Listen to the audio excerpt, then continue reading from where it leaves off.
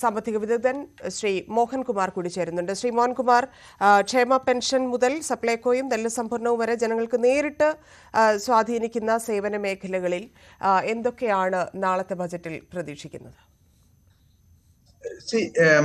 നാളത്തെ ബഡ്ജറ്റിൽ കഴിഞ്ഞ വർഷത്തെ സാമ്പത്തിക അവലോകന രേഖ വളരെ വിശദമായി സംസ്ഥാനത്തെ ധനകാര്യമന്ത്രി അസംബ്ലിയിൽ പ്രസന്റ് ചെയ്ത് കഴിഞ്ഞു. ഇവിടെ നമുക്ക് പ്രതീക്ഷിക്കാവുന്നത് പരിമിതികൾക്കുള്ളിൽ നിന്നുകൊണ്ട് സംസ്ഥാന ഗവൺമെന്റ് അതിന് കഴിയാവുന്നത്ര രീതിയിൽ സാധാരണക്കാരുടെയും സംസ്ഥാനത്തെ മറ്റ് ജനവിഭാഗങ്ങളുടെയും പ്രശ്നങ്ങൾ പരിഹരിക്കും എന്നുള്ളത് തന്നെയാണ്.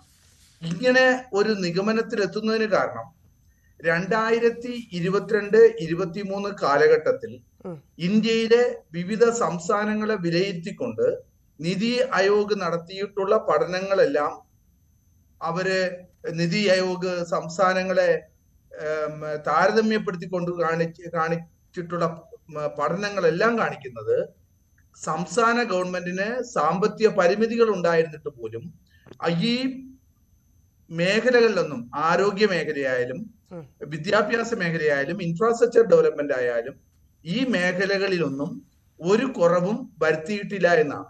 അത് ഈ മേഖലയിലെ എല്ലാ വിദഗ്ധരും ഇതിനകം അഭിപ്രായപ്പെട്ടു കഴിഞ്ഞു. നമ്മളുടെ എക്സ്പെൻഡിച്ചറിൽ, സംസ്ഥാന ഗവൺമെന്റിന്റെ എക്സ്പെൻഡിച്ചറിൽ ഒരു തരത്തിലുള്ള കുറവും വരുത്തിയിട്ടില്ല.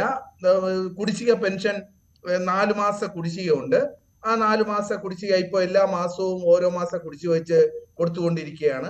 ഏകദേശം 54 ലക്ഷം ആളുകൾക്ക് നേരിട്ട് ക്ഷേമ പെൻഷനും ശേഷിക്കുന്ന ഒരു 8 ലക്ഷം ആളുകൾക്ക് ക്ഷേമനിധി ബോർഡ് വഴിയുള്ള 1600 രൂപ പെൻഷനും കൊടുത്തുകൊണ്ടിരിക്കുന്നു. ഇതെല്ലാം തുടരുക തന്നെ ചെയ്യും എന്നാണ് നമുക്ക് ഇതിൽ നിന്ന് മനസ്സിലാകുന്നത്. പക്ഷേ നിലവിലെ ഒരു സാമ്പത്തിക സ്ഥിതിയിൽ ഇപ്പൊ നമുക്കറിയാം, കേന്ദ്രവും കേരളവും തമ്മിലുള്ള പോര് അത് അവസാനിപ്പിക്കേണ്ട സമയവും കഴിഞ്ഞിരിക്കുന്നു. ഒരു സമവായത്തിലേക്കൊന്നും എത്താത്തൊരു സാഹചര്യം കൂടിയുണ്ട്. പക്ഷേ ഇതെല്ലാം നിലനിൽക്കുമ്പോൾ ഇത്ര പ്രതിസന്ധിയിൽ നിന്നുകൊണ്ട് എങ്ങനെയായിരിക്കും അവിടെ ഒരു മാജിക് കാണിക്കാൻ സാധിക്കുക? നോക്കൂ, ഈ പ്രതിസന്ധി കേരളം നേരിടുന്ന പ്രതിസന്ധി, കേരളത്തിൽ ഒരു ഒരു സാമ്പത്തിക പ്രതിസന്ധി ഇന്ത്യ ഗവൺമെന്റ് ഇന്ത്യയിലെ മറ്റ് സംസ്ഥാനങ്ങൾ നേരിടുന്നത് പോലുള്ള ഒരു സാമ്പത്തിക എക്കണോമിക് ക്രൈസിസ് കേരളത്തിലെ ഇല്ല. കേരളത്തിൽ പ്രൊഡക്ഷൻ സ്റ്റാഗ്നേഷൻ ഇല്ല. കേരളത്തിലെ ഇപ്പോ സ്റ്റാർട്ടപ്പുകളുടെ കാര്യം എടുത്താലും MSME രജിസ്റ്റർ ചെയ്തിട്ടുള്ള കാര്യം എടുത്താലും ഏതൊരു മാനദണ്ഡം എടുത്താലും അത്തരത്തിലുള്ള ഒരു പ്രതിസന്ധി ദേശീയ തലത്തിൽ നിലനിൽക്കുന്ന പോലെ കേരളത്തിൽ നിലനിൽക്കുന്നില്ല എന്നുള്ളതാണ് നമുക്ക് കാണാൻ കഴിയുന്നത്. അത് ഇന്നലെ ബഹുമാനപ്പെട്ട ധനകാര്യമന്ത്രി അസംബ്ലിയിൽ വ്യക്തമാക്കുകയും ചെയ്തിട്ടുണ്ട്.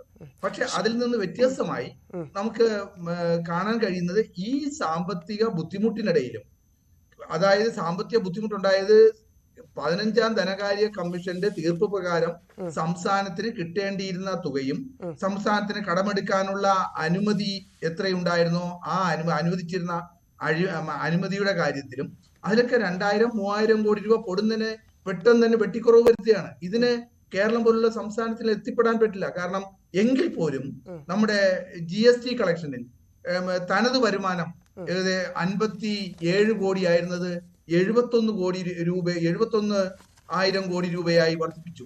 59,000 കോടിയിൽ നിന്നും 71,000 കോടി രൂപയാക്കി വർദ്ധിപ്പിച്ചു.